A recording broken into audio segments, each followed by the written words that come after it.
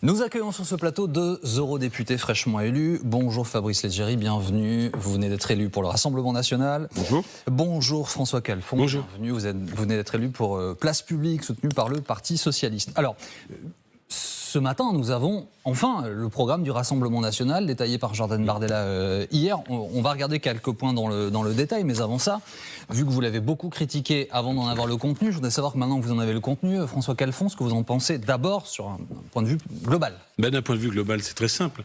Le programme du Rassemblement National, enfin on a le bébé assez mal né, c'est du Macron avec l'obsession sur l'immigration.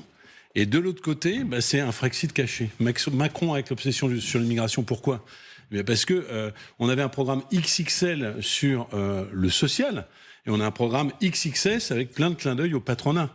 Et ce programme XXS, figurez-vous que même sur le peu qui reste à financer, M. Bardella a séché. On a eu un bug hier sur les 7 milliards de baisse finalement des dépenses énergétiques. Il est incapable de les financer. Enfin, le deuxième aspect, M. Leggeri, qui était haut fonctionnaire à l'Union européenne et qui est eurodéputé, c'est que c'est le Frexit caché. C'est-à-dire que quand Mme Le Pen dit, ça c'est pas M. Bardella, on fera une inversion des normes en faisant primer le droit français sur le droit européen, vous êtes un homme honnête, un haut fonctionnaire, vous savez que tout ça est parfaitement incompatible avec les traités.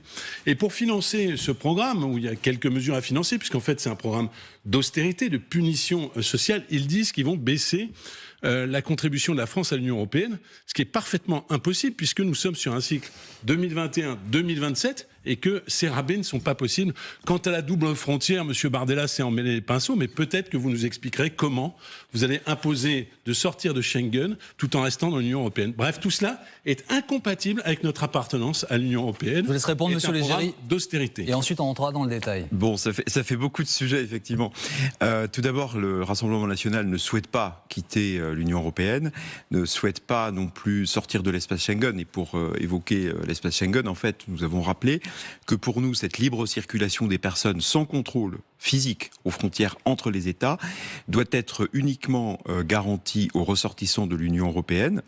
Et pour ce faire, nous allons effectivement rétablir ce qu'on a appelé une double frontière, c'est-à-dire que c'est en dehors de Schengen. Non, mais c'est pas du tout un contrôle systématique. Donc ce n'est pas une manière, je dirais, d'un autre siècle. Il y a par exemple, bien sûr, des contrôles aléatoires, ce qui est déjà fait sur les zones de passage des contrôles donc aléatoires pour interpeller des migrants en situation illégale.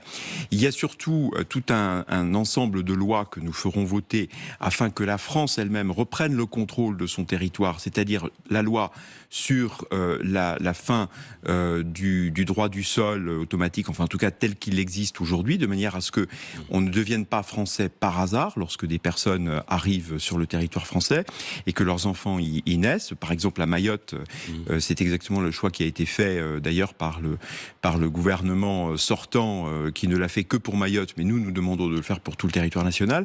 Et puis il y a aussi l'effet de guichet social, c'est-à-dire d'éviter que des étrangers en situation clandestine ne choisissent la France pour aller profiter des aides sociales. Donc la double frontière, voilà quelques exemples de ce qu'on peut faire. Et puis Alain Pimpin, vous n'avez pas répondu en fait. Non, il y a aussi la possibilité d'instaurer une déclaration d'entrée sur les territoires qui existe toujours dans l'acquis de Schengen. Et aujourd'hui, on peut tout à fait le faire, on l'a vu pendant la période du Covid, par des déclarations en ligne, ce qui permet finalement, si on se dote de lois contre les personnes étrangères non européennes qui ne respectent pas ce critère, ça nous permettrait, avec le renforcement des expulsions, de pouvoir le faire. Alors justement, pardonnez-moi, je voudrais que nous restions sur cette question de l'immigration pour une raison simple, c'est que votre programme par certains est taxé de xénophobe de ce point de vue-là, et vous d'immigrationniste, et dernièrement par le président de la République. Alors je voudrais que chacun puisse avancer ses propositions en termes d'immigration pour que les gens qui nous regardent aient des propositions claires.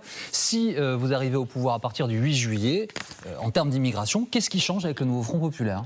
Écoutez, je pense que ce qui change, c'est clairement que nous mettons en place une filière d'immigration légale. D'ailleurs, aujourd'hui, qu'est-ce qui se passe ? Nos hôpitaux ne tournent qu'avec, finalement, une main-d'œuvre étrangère. J'ai entendu que l'UMI était très inquiet du programme du Rassemblement National, parce que demain, le Rassemblement National est aux responsabilités, vous n'irez plus manger dans un restaurant.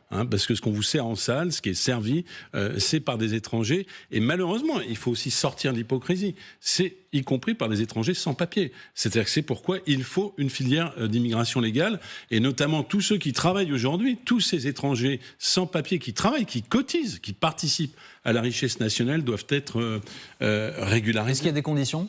Je viens de les émettre à l'instant même, c'est-à-dire que ceux qui déjà ont une fiche de paye, travaillent légalement, ont vocation à rester sur le territoire.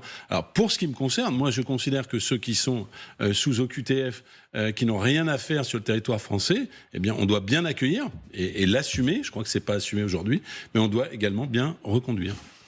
Quelles sont les propositions du Rassemblement national alors en matière d'immigration ? Vous avez dit la suppression du droit du sol. Il y a également un durcissement des conditions de regroupement familial. Alors ça veut dire quoi, durcissement ? C'est-à-dire que nous voulons en fait éviter l'immigration de fait accompli. L'immigration de fait accompli, aujourd'hui, elle se produit parce que chaque année, des centaines de milliers de personnes arrivent en situation irrégulière au niveau européen, à peu près 380 000 en 2023, et une grande partie de ces étrangers qui arrivent en situation irrégulière demandent l'asile, mais une grande partie sont déboutés. C'est à peu près 80% des personnes qui demandent l'asile sont déboutées. Donc, on a 20% qui sont des vrais demandeurs d'asile et on va dire des vrais réfugiés. Et donc, ce que nous proposons au niveau donc européen, c'est que au lieu d'avoir un pacte asile-migration qui prend acte du fait que des centaines de milliers de gens sont victimes de trafiquants d'êtres humains et arrivent qu'à un cas sur notre territoire, nous disons des personnes qui sont vraiment en besoin de protection au titre de l'asile, doivent pouvoir faire leur demande d'asile dans le consulat de pays européens le plus proche sur leur parcours, en tout cas avant d'arriver en Europe. Et s'il y a des secours maritimes, bien évidemment, la réponse est oui, il faut sauver des gens, il faut faire le secours maritime, notamment en Méditerranée. Mais après, la vraie et la seule question politique qui se pose, c'est pourquoi est-ce que jusqu'à présent on fait transporter ces gens sur 200 km parfois pour les amener en Italie, dans le sud de l'Europe, et non pas les accueillir sur des camps de migrants en Afrique du Nord, par exemple. Je ne vais pas vous couper, mais on a bien compris que vous ne voulez pas laisser rentrer les gens, et d'ailleurs vous êtes illustré, vous êtes d'ailleurs poursuivi judiciairement là-dessus. Il n'y a pas de poursuite par rapport judiciaire. À ce qui a été vos responsabilités à Frontex. Il y a des polémiques politiques, il y a une instrumentalisation politique faite par l'objet de poursuites judiciaires dans le cadre. Mais c'est pas ma question. Je ne fais pas l'objet de poursuites judiciaires, monsieur. Monsieur, en fait, votre cas personnel, il indique un peu votre orientation, mais n'en est pas surpris. Non, la question, c'est les personnes qui sont physiquement présentes sur notre territoire, si elles sont accompagnées, elles font l'objet d'une OQTF. Comment faites-vous pour que les OQTF soient exécutées ? Parce que tout à l'heure, vous m'avez expliqué de manière un peu fumeuse, je dois dire, que vous maintiendrez des contrôles aléatoires, mais en réalité, vous savez parfaitement que vous ne pouvez pas rétablir des frontières physiques, ou alors vous sortez de l'Union européenne. D'ailleurs, au passage, vous ne m'avez pas répondu sur l'inversion. Vous ne m'avez pas répondu sur le primat du droit français sur le droit européen, parce que vous ne pouvez pas me répondre, parce que le primat du droit français sur le droit européen, c'est la sortie de l'Union européenne. Donc, moi, la question que je vous pose, c'est sur les OQTF, puisque vous êtes miraculeux, que vous allez nous expliquer que le plomb va devenir de l'or, comment vous faites pour améliorer le taux d'exécution des OQTF dans le cadre du droit ? Alors, j'ai bien compris que vous souhaitiez les mettre dans des bateaux sans droit, mais dans le cadre du droit, comment faites-vous ? La question se posera pour vous aussi après. Nous ne les mettons pas sans droit, nous voulons simplement renforcer les possibilités d'éloignement. Nous voulons d'abord arrêter le flux illégal, parce que ce n'est évidemment pas, si on continue à avoir un flux constant et parfois croissant qui arrive chaque année, on va se retrouver effectivement dans la situation où il y a des centaines de milliers de personnes et que donc ça devient compliqué de les renvoyer. Donc c'est pour éviter cela. Nous considérons que les régularisations ne sont qu'un encouragement à venir illégalement, et nous considérons donc, parce que nous voulons mettre pour les vrais demandeurs d'asile des procédures en dehors de l'Europe, ça nous permettra d'être plus dur sur la frontière. La question elle est valable pour tous les deux, donc je vous la pose. Les OQTF, donc les obligations de quitter le territoire français, elles sont exécutées dans moins de 10% des cas. Aujourd'hui, il faut raccompagner les gens dans leur pays d'origine, donc les expulser. Aujourd'hui, ça mobilise souvent des agents de la police aux frontières ou de la douane ou des policiers, des vols commerciaux. Ça a un coût important. Comment est-ce que vous les faites appliquer l'un et l'autre ? Donc Monsieur Légéry d'abord, ensuite Monsieur Calfon. Parce que j'ai posé la question, je n'ai pas eu ma réponse, mais je répondrai moi. On peut renforcer d'abord l'efficacité administrative de cela, parce qu'il y a aussi du côté français ou du côté européen une efficacité plus grande à trouver, et puis surtout c'est une pression dans le rapport diplomatique avec les pays d'origine, parce que si on a des situations où des ressortissants ne veulent pas où le pays ne veut pas reconnaître ses ressortissants, eh bien nous pouvons établir un bras de fer diplomatique, politique. Eh bien il y a parfois des intérêts que nous devons cas par cas pour chaque pays identifier, et notamment si vous avez des flux de transferts financiers qui se font par des étrangers en situation irrégulière vers des pays qui ne reconnaissent pas leurs ressortissants, il y a quand même un levier de discussion diplomatique. Donc, alors le bras de fer, il faut être très honnête, c'est bien parce qu'en fait il n'y a pas de réponse. Et la réponse que vous formulez, c'est celle que M. Macron a tenté de faire avec le Maroc. En ce qui concerne les mineurs isolés, la seule chose qu'il a réussi à faire, c'est de nous brouiller avec le Maroc, qui a envoyé encore plus de mineurs isolés sur notre territoire. Parce que votre vision, c'est une vision de la guerre contre tous. Comment vous faites-vous, monsieur Calfon ? Nous disons qu'il faut au contraire accroître la coopération avec les pays d'origine, faire en sorte que effectivement cette politique de co-développement, de permettre aussi la régularisation de ceux qui travaillent, crée un climat favorable pour que les pays, notamment du Maghreb, puisqu'on parle du Maghreb, mais on pourrait aussi parler des pays subsahariens, puissent rentrer dans ce cycle de coopération et accueillir ceux qui n'ont pas vocation à rester sur notre territoire. Donc ça veut dire que vous dites à ces pays, nous accordons plus de visas, du coup, reprenez les gens que nous assumons une politique d'immigration choisie, de régularisation des personnes qui travaillent et qui participent à la construction de la richesse nationale, dès lors qu'ils respectent nos lois, et dès lors vous créez un climat qui n'est pas du tout le même et qui est favorable à ce que ces pays reprennent leurs OQTF quand les gens n'ont pas vocation à rester sur notre territoire. Mais, vous voyez, que faites-vous créez des RC des frontières et vous serez dans la même nasse que M. Darmanin l'a été en ce qui concerne le Maroc. Mais que faites-vous si les pays d'origine, donc de ces personnes à qui vous donnez des visas, je dirais dans le cadre d'une immigration légale de travail, s'ils ne reprennent pas leurs ressortissants à la fin du séjour légal? Alors, est-ce que vous prenez des sanctions? Est-ce que par exemple vous limitez le nombre de visas en disant à ce pays, à l'avenir, puisque vous n'avez pas repris vos ressortissants à la fin de leur contrat, eh bien nous limitons. Voilà un débat qui sort de l'idéologie. Je remercie d'ailleurs LCI de nous donner le temps de le faire.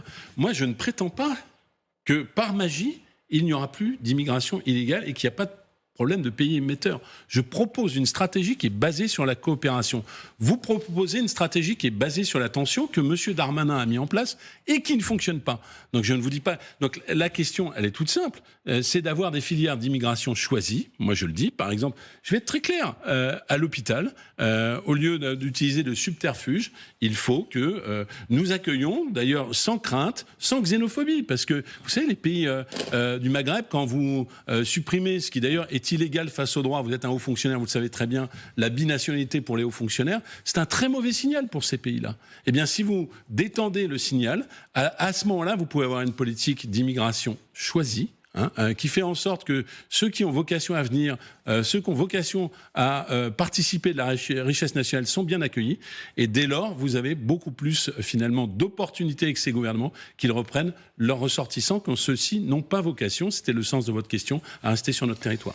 Je voudrais que nous regardions également vos propositions en termes de sécurité. Parce que là aussi, il y a deux visions diamétralement opposées a priori entre vos différents programmes. Donc hier, nous avons une nouvelle fois découvert le contenu du programme du Rassemblement national avec, alors ça c'était dans l'air, on le savait, l'instauration de peines planchers, enfin, la remise en place de peines planchers, la suspension des allocations familiales aux parents de mineurs récidivistes, ou encore la fin de l'excuse de minorité via l'instauration de peines courtes, immédiates, dans des centres éducatifs fermés. Ça, ce sont les propositions en matière de sécurité. Et c'est de nature, selon vous, à faire baisser le niveau de violence en France? C'est de nature, d'abord, en ce qui concerne les plus jeunes délinquants, souvent adolescents, préadolescents parfois, c'est de nature, en tout cas avec les centres éducatifs fermés et une sanction immédiate et proportionnée, c'est de nature à les éduquer, c'est-à-dire à leur faire comprendre qu'à la première incartade sérieuse, eh bien, il y a une sanction et une sanction immédiate pour que ce soit compris avant, malheureusement, de laisser ces adolescents poursuivre un parcours de délinquance. Ça veut dire qu'il n'y a plus, par exemple, de rappel à la loi? Le rappel à la loi. Sanction prononcée, enfermement. Une sanction, il y a des pays où ça fonctionne, notamment aux Pays-Bas, il y a des expériences, en tout cas il y a des exemples qui pourraient être très intéressants pour notre cas. Ça permet quand même une sanction claire, qui permet à un adolescent de comprendre, on espère pouvoir contribuer aussi à son éducation, là où il y a des carences peut-être de son milieu, et ça permettra probablement de mieux le protéger contre le risque de glisser dans la délinquance. Du côté du Front Populaire, il y a le retour d'une police de proximité, il y a le désarmement de certaines forces de police, en tout cas de certaines armes. Oui, absolument. Assumé d'ailleurs. Oui. Et la fin de la Bravem. Bon, alors je vais répondre quand même que les gens aient une vision un peu globale. Avec le Rassemblement national, en toute matière, il n'y a que la punition. Et en fait, les Français, ils demandent du social, de la réparation des services publics. Eh bien, la première chose que nous faisons, c'est que nous recrutons des professeurs, nous recrutons des policiers, des services publics. Parce que la vérité, quand il y a eu les émeutes urbaines, c'est que ce sont les polices municipales qui ont finalement remplacé la police nationale parce qu'il n'y avait pas d'effectifs qui étaient là. La deuxième chose... Donc ça veut dire quoi? C'est le retour d'une police de proximité? Bien sûr, enfin, le retour d'effectifs de police. La deuxième chose, dans l'illustration de la punition, moi je vais reprendre un terme de M. Macron, le seul que je reprendrai. Vous nous préparez la guerre civile. Je ne sais pas d'ailleurs si ça fait encore partie de votre programme, mais vous préparez la présomption de légitime défense pour les policiers. Est-ce que vous ne trouvez pas qu'une affaire Naël, ça suffit? C'est-à-dire que vous voulez encore assouplir le droit à la riposte des policiers. Avec vous, vous nous préparez 10 affaires Naël. Alors peut-être que c'est plus dans votre programme. C'est le droit de la police à protéger les citoyens. Oui, peut-être que c'est plus dans votre programme parce que vous ne l'assumez pas. Mais ce que vous préparez, c'est le droit le permis de tuer pour les policiers. Et ça, je crois que c'est vraiment la guerre civile. Alors que nous avons besoin d'une certaine paix sociale. En ce qui concerne le désarmement, puisque vous m'avez interpellé là-dessus. Sur vos propositions. Non, mais alors le désarmement, moi j'ai débattu. Vous n'étiez à l'époque fonctionnaire à l'Union européenne avec des représentants du Rassemblement national au moment des Gilets jaunes. Mais j'entendais, et j'étais d'accord avec eux, des représentants du Rassemblement national dire les LBD sur les Gilets jaunes, les éborgnés Gilets jaunes, ça n'est pas une arme de maintien de l'ordre. C'est une arme de, finalement, lutte contre la délinquance très forte. Eh bien, nous souhaitons arrêter avec la répression du mouvement social, avec des armes de défense qui sont très invalidantes. Il y a eu, je ne sais pas, plus de 500 personnes qui ont été éborgnées par des grenades de désencerclement. J'ai pas le chiffre, donc je vous laisse la responsabilité. Mais d'accord, mais je crois que c'est ça. Enfin, d'ailleurs, en tout cas, plusieurs centaines de personnes. À l'époque, les représentants du Rassemblement national disaient Monsieur Macron utilise des moyens finalement anti-émeute, des moyens de lutte contre la criminalité pour réprimer le mouvement social. Tout d'un coup, vous avez changé d'avis. Eh bien, nous considérons, oui, que c'est pas désarmer la police. Il y a, et d'ailleurs beaucoup d'officiers de gendarmerie le disaient, des doctrines d'emploi d'un certain nombre de matériels, grenades de désencerclement, LBD, qui n'ont rien à faire dans la répression du mouvement social. Mais dans le programme du Rassemblement national, il s'agit de traiter la délinquance. Nous ne parlons pas du maintien de l'ordre. Donc vous pouvez me rejoindre sur le fait qu'on ne puisse pas utiliser de LBD contre les manifestants. Les manifestants, dès lors qu'ils ne sont pas violents et qu'ils ne font que manifester des aspirations sociales... Eh bien, nous ne disons pas autre chose en ce qui nous concerne. Sont évidemment dans l'exercice de leur liberté civique et de leur droit de citoyen. Mais en ce qui concerne la délinquance, en ce qui concerne, par exemple, le grand banditisme ou le trafic de drogue dans des quartiers qui sont aujourd'hui contrôlés par les trafiquants, nous estimons qu'il faut une présomption, c'est-à-dire de légitime défense, c'est-à-dire une présomption que les forces de l'ordre, dans l'exercice c'est pas juste en matière de délinquance, elle est générale. Dans l'exercice de leur mission de lutte contre la délinquance, et par exemple cette affaire évidemment tragique avec il y a un an, la mort d'un jeune homme qui ensuite a entraîné plusieurs semaines de. Mais il y en a eu beaucoup d'autres, hein. Mais des morts suite à un refus d'obtempérer. Il y a aussi ça crée pas, monsieur Légéry, une loi d'exception. Est-ce que la justice s'applique à tous, et donc tout le monde est présumé innocent tant qu'il n'a pas été reconnu coupable? Mais quand on est dépositaire de la force publique au nom de la République et donc finalement au nom du peuple français, on est là pour faire respecter les lois, pour faire respecter la sécurité et lutter contre la délinquance. Bon, on aura 10 affaires Naël, hein. Enfin, je vous le dis parce que vous parlez de l'affaire Naël, mais des décès suite à refus d'obtempérer parce qu'il y a eu déjà une modification de la légitime défense. Les policiers ont adopté, d'ailleurs, peut-être moins bien formé, le code de riposte de la gendarmerie, et vous voulez encore desserrer tout ça? Eh bien oui, je le dis, vous allez nous créer des émeutes urbaines. Mais peut-être c'est ce que vous assumez. Non. Et d'une certaine manière, la matrice de ça est de... Est-ce que M. Calfon, là vous l'utilisez vous ce matin, cette expression de guerre civile, elle a beaucoup fait réagir, hein, M. Macron l'a utilisé hier. Vous estimez vraiment que c'est à propos dans ce qu'est une guerre civile? Une guerre civile, c'est-à-dire une partie de la population contre une autre partie de la population ou contre l'autorité qui a l'usage légitime de la force. Non, ce qui est à propos, c'est de dire que le programme du Rassemblement national marchait facialement sur deux jambes. Une jambe de réparation, ils l'ont totalement supprimée.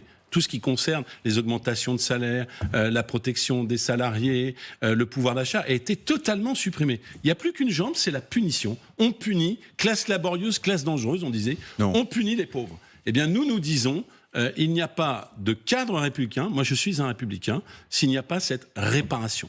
La réparation, elle a totalement disparu. Et d'ailleurs, j'insiste, parce que peut-être vous pouvez répondre à ce que M. Bardella n'a pas su répondre, comment vous financez les 7 milliards, la seule mesure qui reste, les 7 milliards de baisse de la TVA sur les produits énergétiques, parce qu'il a été incapable de répondre. Nous assumons l'impôt. Nous assumons de prendre aux 140 milliards de bénéfices du CAC 40, de prendre aux 33 milliards de rachat d'actions, de prendre aux 50 milliards, c'est un rapport de l'IGF, des niches fiscales sur les 100 milliards qui sont inefficaces, et vous n'assumez plus aucune hausse, finalement, plus aucune recette de redistribution à l'endroit de ceux qui sont le plus en difficulté. Monsieur Légéry vous répond. Nous avons évidemment, et ce sera dans les priorités du gouvernement de Jordan Bardella, s'il est nommé Premier ministre et s'il a une majorité absolue au mois de juillet, nous avons dans les 3 priorités des premières semaines, tout d'abord le pouvoir d'achat, avec la baisse des factures énergétiques. Et nous avons effectivement un pilier sur la sécurité, on en a parlé. Il y a 60 milliards à financer. Comment vous financez les 60 milliards? Non, mais ça intéresse les Français. Nous avons j'ai pas vu les recettes. Hein. Nous avons évidemment gardé et nous sommes attachés à cette dimension de justice sociale. C'est vrai aussi par rapport à la réforme de la retraite qui viendra ensuite. Mais nous avons aussi un devoir de réalisme par rapport à la situation budgétaire, et nous devons faire dans un esprit de justice sociale, mais aussi dans un esprit de responsabilité budgétaire. Encore une fois, on n'a pas les recettes. Le programme du nouveau Front populaire est estimé à 250 milliards de dépenses, ou peut-être plus par an, c'est même pas complètement chiffré. Nous voyons que la France est déjà sous une procédure de déficit excessif par la Commission européenne. C'est le bilan de Macron, vous n'en êtes pas comptable, nous non plus. C'est le bilan de cette année de mauvaise gestion par Emmanuel Macron et ses gouvernements, mais ça nous amène, dans l'intérêt des Français, à avoir beaucoup de responsabilités. Parce que mais où est-ce que vous prenez l'argent l'un et l'autre? Excusez-moi. Enfin, Monsieur Légéry, où est-ce que vous prenez la recette? Moi, je pose la question. Nous aurons à diminuer des dépenses. Nous avons... il y a 60 milliards à financer en il y a à réformer l'État et aussi l'architecture administrative qui est extrêmement complexe, avec tous ces niveaux de collectivités, de groupements de collectivités, qui coûtent beaucoup d'argent, qui enlèvent de la lisibilité. Il y a aussi des dépenses, par exemple, dans le domaine de l'immigration, on en a parlé. Oui, 2 milliards sur l'AME, c'est ce que il y a la ristourne que nous demanderons à la Commission européenne. L'Allemagne a que vous ne pouvez pas demander, vous n'avez pas répondu là-dessus, vous ne pouvez pas les demander. Il y a un programme 2021-2027, vous ne pouvez pas. Par rapport à l'Europe... Après 2027, donc ce sera après les 2 ans. Par rapport à l'Europe, nous considérons, et ça c'est tout à fait en fait une position, je dirais, de souveraineté, de dire que l'Union européenne est constituée d'États souverains. Ça veut dire, et notre Constitution le dit, que la souveraineté réside essentiellement dans la nation et s'exerce par les représentants. Alors excusez-moi, juste pour que chacun puisse répondre, Monsieur Calfon, légitimité. Madame Rabault, ancienne rapporteure du budget, estime qu'il y a 106 milliards de dépenses nouvelles. Madame Trouvé, qui est dans la même coalition, dit jusqu'à 260 dépenses nouvelles. Comment vous financez cette dépense immense? Regardez, on ne va pas prendre des choses qui viennent d'économistes alternatifs, il y en a parmi nous. Moi, je prends des rapports de l'Inspection générale des finances. Sur les niches fiscales, il y a 100 milliards de niches fiscales par an qui concernent tout et rien. Sur ces 100 milliards, ce n'est pas les économistes de gauche qui disent ça, c'est l'Inspection générale des finances, qu'on ne peut pas soupçonner d'être à gauche. Ils disent qu'il y a 50 milliards de niches fiscales qui sont inefficaces. D'accord. Là, j'ai déjà 50 milliards qui sont là. Sur le CAC 40, vous avez 140 à 150 milliards de recettes du CAC 40. Évidemment, on ne prend pas tout, mais on prend les 33 milliards de rachat d'actions. Qu'est-ce qu'un rachat d'actions ? C'est un peu technique. C'est les actionnaires du CAC 40 qui rachètent leurs propres actions. Ça ne produit rien du tout. Et d'ailleurs... le gouvernement actuel veut taxer ces ils ont taxé à 0,1%. Ils veulent accentuer. M. Macron s'excuse même d'être poli quand il taxe. Eh bien, on va taxer massivement, peut-être pas les 33 milliards, mais au moins sur 15 milliards. Je vous ai déjà trouvé 65 milliards. On va taxer les super profits. Vous prenez ce qu'on appelle les super profits, c'est quoi ? C'est ce que les Français payent finalement de ce qu'a été l'inflation. Je vous donne un exemple. Quand vous achetez une bouteille en verre, eh bien, ces bouteilles en verre, avec l'inflation qu'on a connue sur l'énergie, ont pris 40%. Elles ont baissé de 2%. Eh bien, puisqu'il y a un oligopole de 2 verriers en France, ceux qui se font 35% alors que la crise est finie, eh bien, nous allons taxer cela. Je peux le chiffrer. CMA-CGM, qui est un transporteur de conteneurs, a fait pendant 2 ans exactement 14 milliards de super profits par rapport aux années. C'est un point commun que vous avez avec le Rassemblement national. Ça fait il y a 20 milliards à récupérer. Donc là, je suis presque à la centaine de milliards. Et je vais vous répondre encore plus honnête, puisque vous dites qu'il y a un décalage entre ce que dit Madame Trouvé et ce que dit Madame Rabault. Moi, je suis socialiste, je suis un homme réaliste. Je ne fais pas le coup dilatoire de la question de on va faire un audit sur les finances publiques parce que c'est clair qu'il n'y a plus rien en caisse. Je fais le coup de dire tout simplement les choses. On veut de la réparation, donc il y a de la dépense. Donc il y a de l'impôt. On assume l'impôt et on va chercher l'argent. Non pas dans la poche de ceux qui n'en ont pas, mais dans la poche de ceux qui en ont, sans brider l'économie. Une toute dernière question, en 10 secondes chacun, s'il vous plaît. Vous l'avez rappelé vous-même, la Commission européenne nous place sous contrôle Accenture en raison du déficit excessif de la France. On est avec une cohorte de 6 autres pays. Bon, on est un peu en deuxième division, niveau européen de ce point de vue-là aujourd'hui. Est-ce que oui ou non, 2027, les objectifs maastrichtiens, 3% de déficit, c'est tenable ou pas, selon vous ? C'est de toute façon l'intérêt de la souveraineté française et de l'intérêt des Français de réduire notre déficit. Donc vous y serez ou pas ?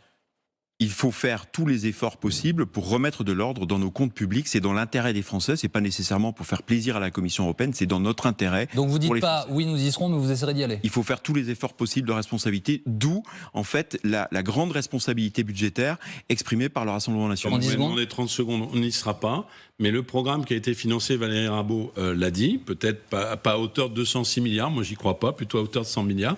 Il sera financé par l'impôt. Donc vous ne serez pas au 3% en 2027 ? Ah non, on ne sera pas au 3% en 2027.